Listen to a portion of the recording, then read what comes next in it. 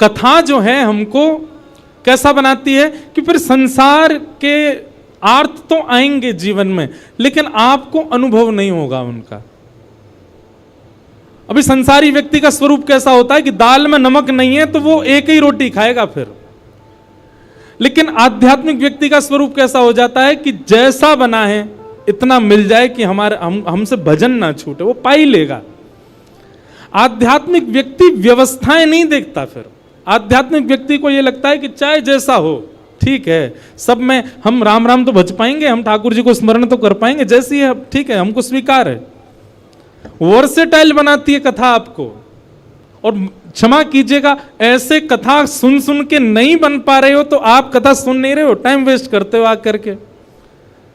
कथा सुन करके तो ऐसे हो जाओ सहज, चाहे जैसी स्थिति जैसी परिस्थिति, संसार में जैसे लोग, जीवन में जितने आर्त विपत्ति पीड़ा कष्ट, आप प्रसन्न ही रहो, आप अपने समभाव में रहो। कोई दिक्कत आपको दिखनी नहीं चाहिए, होनी नहीं चाहिए। और छोटी छोटी बात पर सिर चढ़ जाता है आपका। ठाकुर जी मन में विचार करेंगे जाते मैं कैसे मिलूं, जो नेक नेक सी बात पे तो या को मूड चढ़ जाए, और मेरो तो स्वभाव है खेलना, और मैंने कहीं जाके या तो नेक खेल कर दियो सो ही रोने लगेगा। अब देखो गोविंद दास जी एक अष्ट सखाओं में एक सखा हुए गोविंद दास, देखो यहाँ अष्ट सखा भी बैठे हैं, पीछे दिख रहे हैं ना, ठाकुर जी के बगल में 1 2 3 4 सखा यहाँ बैठे हैं, 4 सखा इधर बैठे हैं। तो गोविंद दास जी एक गोविंद दास सखा हुए ठाकुर जी के। अब ऐसी लीला है कि पढ़े लिखे लोग तो इस लीला को सुनकर के बोलेंगे बताओ ऐसा भी होता है, पर वास्तविकता यही है। तो गोविंद दास जी ठाकुर जी उनके साथ खेलते थे। गुसाई जी तो आरती करते श्रीनाथ जी की, और सामने बैठे गोविंद दास को देख करके ठाकुर जी अपने सहन चलाते। गोविंद दास कहते डट जाओ आरती चल रही है अभी, और किसी दर्शनार्थी को नहीं दिखता था, बस गोविंद दास को दिख रहा है, सूरदास जी को दिख रहा है, चीत स्वामी जी को दिख रहा है, इन अष्ट सखाओं को ही दिखता था। महाराज ऐसी ऐसी लीला गोविंद दास जी के संग करते। गुसाई जी श्रृंगार कर रहे हैं ठाकुर जी का, तो श्रृंगार में मोतियों की लड़ पहना रहे हैं। अब गुसाई जी तो श्रृंगार करते करते इधर उधर कहीं गए, सामने बैठे गोविंद दास पद गा रहे हैं। आज ठाकुर जी की पीतांबर अति सोहे, गले में वैजंती माला अति सोहे, सिर पर मुकुट अति सोहे। ठाकुर जी यहां मोती उठा रहे हैं, मोती उठा करके गोविंद दास पे मार रहे हैं। गोविंद दास के सिर पे महाराज गुम्माटा उठ गया। गुम्माटा समझते हैं, कभी कभी सिर में जोर से लग जाए तो ऐसे उठ जाता है ना, गोविंद दास का सिर में गुम्माटा उठ गया। तो गोविंद दास पद गाते गाते देखिए ठाकुर जी मोती मार रहे हैं, ऊपर से ठाकुर जी ऐसे सींग दिखा रहे हैं। ये लीला गोविंद दास को दिख रही है, बाकियों को ठाकुर जी ऐसे ही दिख रहे हैं। तो गोविंद दास बोले अच्छा तो बताऊं, रुक जा। मोती उठा करके ठाकुर जी पर मारा। अब ठाकुर जी पर जैसे ही मारने लगे, इतने में गुसाई जी आया तो गुसाई जी में लग गया वो। गुसाई जी बोले गोविंदा जी क्या कर रहे हो तू, हैं ठाकुर जी मोती मार रहे हो। गोविंद दास से हाथ धर के गए, देखो गुम्माटो उठ गो मेरो, तुम्हारो लाला मारे तब कोई बात नहीं, या समझा लो पहले बहुत मारे हमें। ऐसे ठाकुर जी लीला करते थे। गुसाई जी गोविंद दास को हृदय से लगाते, गोविंदा तू कितनो भाग्यशाली, लाला खेले तेरे संग में। दोपहर में हमारे ब्रजमंडल में सारे मंदिर बंद हो जाते हैं 12-1 बजे। उसका भाव यह कि ठाकुर जी गैया चराने गए हैं। अब तो दोपहर के समय जैसे मंदिर बंद होते, ठाकुर जी महाराज फेंटा कस के आ जाते, ए गोविंदा चल खेलवे चल रहे हैं। ठाकुर जी गोविंद दास के संग खेलने जाते। एक दिन ठाकुर जी बोले गोविंदा तू घोड़ा बन जा, मैं तेरे ऊपर बैठ के डोलूंगो।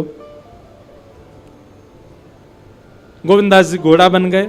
घोड़ा बन के ठाकुर जी ऊपर बैठ गए, और गोविंद दास की 2 पौनी बना दी ऐसी, और 2 पौनी इनको ही ऐसे पकड़ पकड़ के ठाकुर जी चला रहे हैं। और ठाकुर जी तो खेले भैया, कछु भी कर सकें, इसलिए भैया ज्यादा नखरेबाज यदि हो तो ये बात लिख लियो, ठाकुर जी ना मिलवे वाले आप हैं। नेक्से से नमक पे, मिर्ची पे, नींबू पे ये घर में अधर कर दियो महाराज, ऊधम मचा दियो, ऐसी नहीं चलो रात भर सोए नहीं।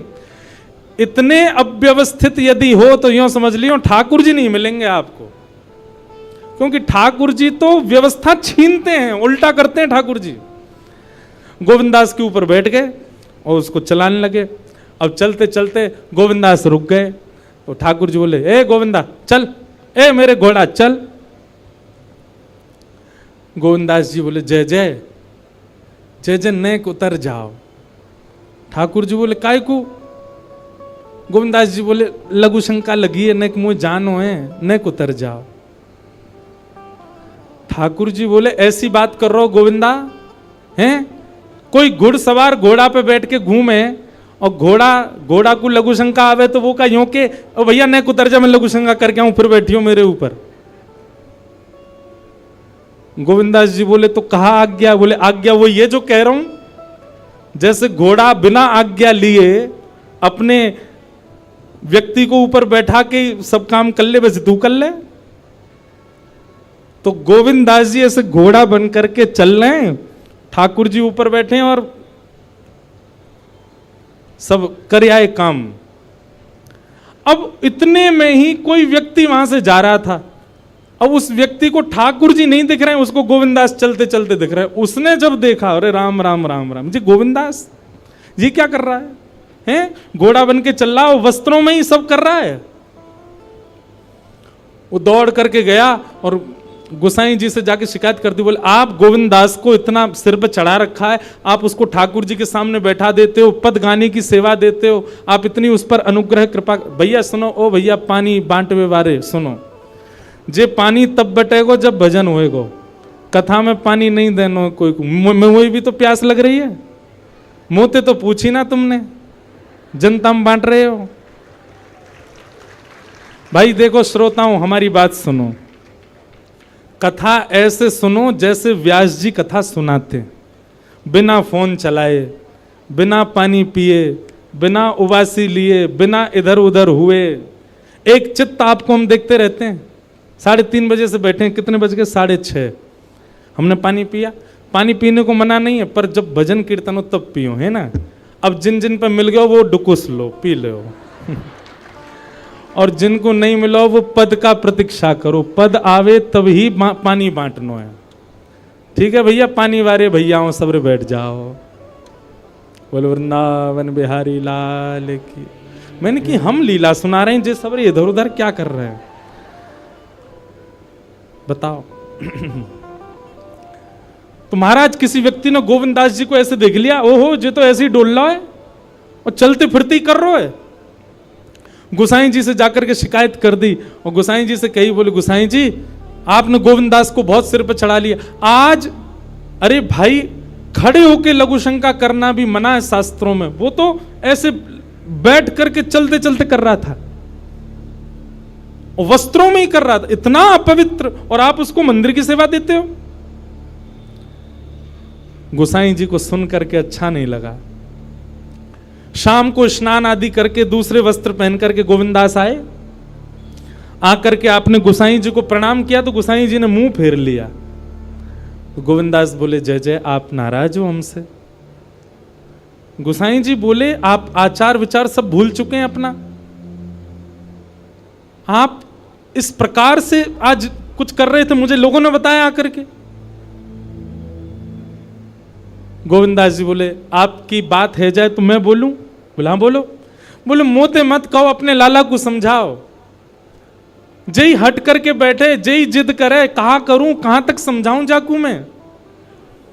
आज मुंह को घोड़ा बना लियो और घोड़ा बना के मेरे 2 पौनी बना के ऐसे ऐसे चला रहे मुंह। तब मैंने इनसे कहीं जय जय नेक उतर जाओ, मैंने एक लघु शंका कर आऊं, स्नान कर आऊं, फिर बैठ जाइयो। तो मोते बोले, घोड़ा कभी आज्ञा ले, तू तो मेरा घोड़ा है, ऐसी कर ले।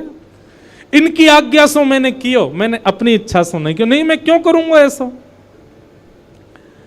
गोविंदास जी की बात सुनकर के गोसाई विठलनाथ जी इतने भावुक हो गए, इतने भावुक हो गए। उस दिन गोसाई जी ने नियम बना दिया, सबको बोल दिया, बोले सुनो, आज के बाद गोविंदास कुछ भी करे इसकी शिकायत हमसे मत करना। क्यों? गोविंदास अपनी इच्छा से कुछ नहीं करता, जय जय कराते हैं उससे, ठाकुर जी कराते हैं उससे, इसलिए गोविंदास की। तो ये कथा हमने क्यों सुनाई आपको? ये कथा हमने उन लोगों को सुनाई है जिनके नखरे बहुत हैं, जो देहाभिमान शून्य नहीं है, जिनका देह इतना अभिमानी हो चुका है कि उस देह के अकॉर्डिंग यदि कुछ ना मिले तो वो विचलित हो जाते हैं। उस देह के हिसाब की अगर कोई वस्तु ना मिले तो वो ऐसे हो जाते हैं, मतलब लड़ लेंगे किसी से, कुछ भी कर देते हैं। इतना ज्यादा देहाभिमानी व्यक्ति यदि हो गया, ठाकुर जी उसको नहीं मिल सकते। घर में जो बने प्रेम से पाले, जैसी व्यवस्था मिले प्रेम से सहले, जैसा व्यक्ति मिले, जैसा व्यवहार मिले, जैसा आपके साथ होवे, सबको स्वीकार कर लेवे। ठाकुर जी वास्तव में, ठाकुर जी विपरीत स्थिति देख के आपको चेक करते हैं कि ये अब विचलित होगा कि नहीं। हमारा विचलन ठाकुर जी को संकेत कर देता है कि हम उनके योग्य नहीं हैं। इसलिए भैया, परीक्षा आने पर सिर पकड़ के वही बालक बैठता है जो पढ़ता नहीं है, लेकिन जो पढ़ा लिखा बालक होता, अच्छे से जिसने अध्ययन किया, वो तुरंत कलम उठा के लिखना शुरू कर देता है। ऐसे ही आध्यात्मिक व्यक्ति है। आध्यात्मिक व्यक्ति कथाओं में जाकर के, सत्संग सुनकर के वो इतना देहाभिमान शून्य हो चुका है कि जीवन में आने वाली विपरीत अवस्था रूपी परीक्षा, उसको देख करके वो सिर पे हाथ नहीं धरता, परेशान नहीं होता, उसका हल करता है, उससे निवृत्त होता है। इसलिए कथा सुनने के बाद कथा ने आपको स्वीकार किया, इसका एक प्रमाण यह है कि फिर आपके साथ जो हो, आप उसमें विचलित नहीं होइएगा। अगर आप विचलित होते हैं, अगर विचलन आपके चित्त में आ जाती है, तो इसका मतलब अभी कथा सुनने में, भक्ति करने में, भजन करने में कहीं चूक आप कर रहे हो।